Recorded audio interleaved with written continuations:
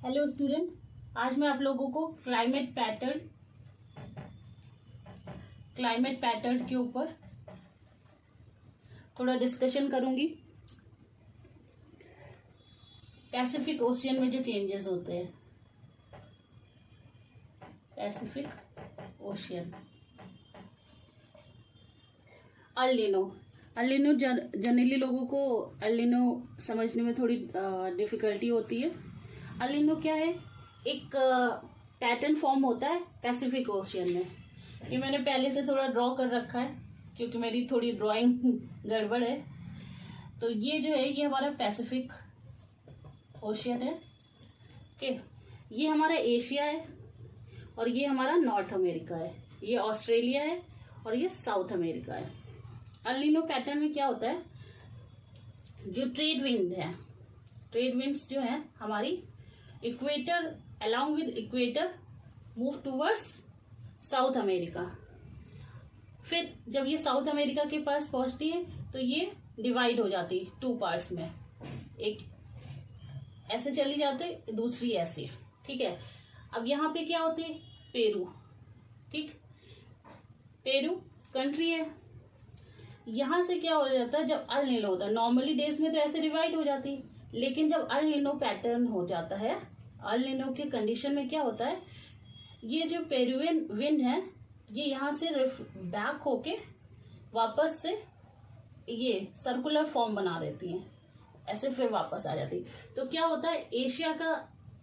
Asia region जो है वो काफी इससे इफेक्टेड हो जाता है।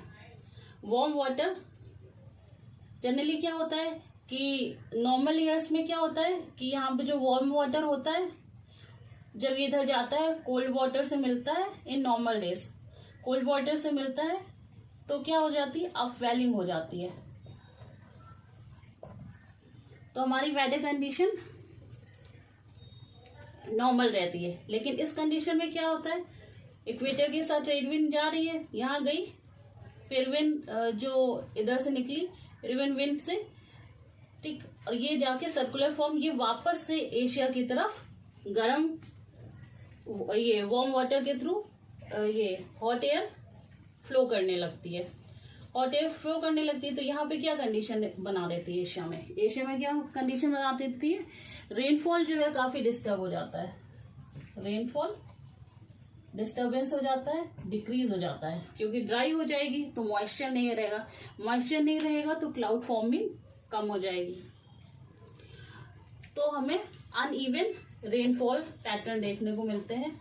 नॉर्मल ईयर से ये जो एयर होगा काफी हॉट होगा, हीट वेव इंटेंस हो जाएंगी।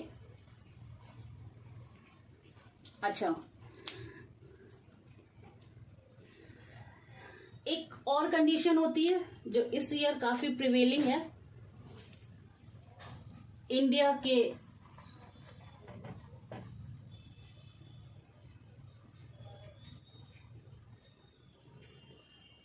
कौन सी कंडीशन है? वो सुपर एल नीनो। ये मैंने इंडिया का बनाया है, super El Nino. Super El Nino में क्या होता है कि जो हमारा टेम्परेचर होता है सी सरफेस का जो टेम्परेचर होता है in central and eastern Pacific ocean, जो central and eastern Pacific ocean का जो टेम्परेचर होगा वो नॉर्मल से मोर देन 2 डिग्री सेल्सियस और राइज कर जाएगा। तो ये कंडीशन जो है सुपर एल नीनो की फॉर्म हो जाती है जब नॉर्मल से 2 डिग्री सेल्सियस टेम्परेचर और इंक्रीज हो जाए, तो वो कंडीशन हमारी क्या कहलाती है? Super El Nino. अच्छा, सुपर एल नीनो इंडिया के रिगार्डिंग क्यों ज्यादा इंपॉर्टेंट है? क्योंकि this year super El Nino mostly देखा गया है, जैसे अभी रिसेंट रिपोर्ट में क्या था, 98 आउट ऑफ 100 वर्ल्ड सिटी, इसमें से हॉटेस्ट 98 जो है इंडिया में ही है। अभी रिसेंट बांदा एग्जाम्पल था, ओरई, बांदा, जैसलमेर, ठीक है। देहरादून भी इवन आपने देखा होगा काफी वार्मर था इस बार। अच्छा, इंडिया के में क्या होता है, इंडिया में क्या क्या पैटर्न किस वजह से इफेक्ट करता है, रेनफॉल पैटर्न कैसे इफेक्ट करता है, हीट वेव कैसे इफेक्ट कर रही है, क्या क्या होता है। एक तो यहाँ पे ये जो वेस्टर्न पार्ट है, गुजरात राजस्थान के पास का एरिया, यहाँ पे क्या होता है, वेस्टर्न डिस्टर्बेंस क्रिएट हो जाता है, ठीक। और ये जो हमारा वेस्टर्न घाट के पास का एरिया है, यहाँ पे क्या होती है, यहाँ पे और एक इस जगह नॉर्थ ईस्ट के पास में, एक थोड़ा नॉर्थ ईस्ट के ऊपर, इन 3 जगह पे 3 साइक्लोनिक सर्कुलेशन फॉर्म हो जाते हैं, 3 साइक्लोनिक सर्कुलेशन फॉर्म हो जाते हैं। अच्छा, उसके अलावा क्या है, 4 लो प्रेशर ट्रफ भी फॉर्म होता है। कहाँ कहाँ पे, ये गुजरात के थोड़ा नीचे महाराष्ट्र वाले एरिया में, ये बिल्कुल नीचे जो हमारा केरला, तमिलनाडु और ये कन्याकुमारी वाला रीजन है जो मन्नार वगैरह से टच है, यहाँ पे लो प्रेशर फॉर्म होगा, 4 प्रेशर टर्फ फॉर्म हो जाएंगे। एक ये हमारा गैंगेटिक प्लेन में, ठीक, और एक ये नॉर्थ ईस्ट के ये इस साइड वाले पोर्शन में, जो ईस्टर्न नॉर्थ ईस्ट कहेंगे वहां पे, और लो प्रेशर जनरेट हो जाता है। लो प्रेशर क्यों जनरेट हो जा रहा है, क्योंकि ये टेम्परेचर कैसा है, काफी हाई हो रहा है, और एयर जो है काफी बहुत ड्राई हो गई, तो ड्राई होने की वजह से लो प्रेशर जनरेट हो जा रहा है, ह्यूमिडिटी काफी कम हो जा रही है। तो क्या क्या पैटर्न, अच्छा, जब सुपर एल नीनो की कंडीशन होगी, जो कि ट्रॉपिकल जो कंट्री, हम क्या है, बेसिकली ट्रॉपिकल कंट्री है, सबसे ज्यादा इफेक्ट जो है किसको होगा, जो ट्रॉपिकल कंट्री होंगी, ट्रॉपिकल कंट्री जो सी लेवल के पास में है, उन सब कंट्रीज को।